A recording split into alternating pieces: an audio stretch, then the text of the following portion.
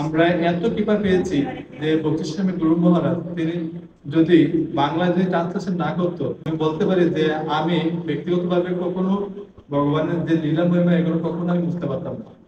বাংলা তিনি এত সুন্দর করে তিনি অনুবাদ করেছেন, যার কারণে এই কৃপার ফলে আমরা সরাসরি ভগবানের মহিমা কীর্তন করতে পারছি, শ্রবণ করতে পারছি। আমি মাঝে মাঝে প্রায় চিন্তা করি, যদি বক্তৃস্বামী গুরু মহারাজ যদি এইভাবে যদি তিনি অনুবাদ না করে যেতেন, তাহলে আমার কি হতো।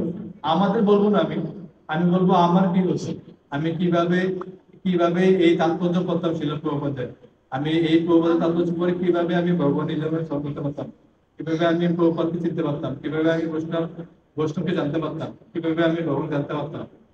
এর জন্য আমি বক্তৃস্বামী গুরু মহারাজের কাছে চিরকৃতজ্ঞ যে উনি ওনার অনেক বিশেষ কৃপা তিনি সকলের বিশ্বব্যাপী তিনি দিয়েছেন।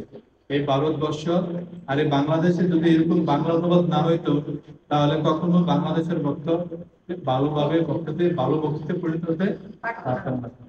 এই জন্য আমি বিশেষভাবে প্রার্থনা জানাবো, আপনারা যারা মানে সম্ভব হয় তাহলে 9 তারিখ না যেতে পারলেও 10 তারিখ যাবেন।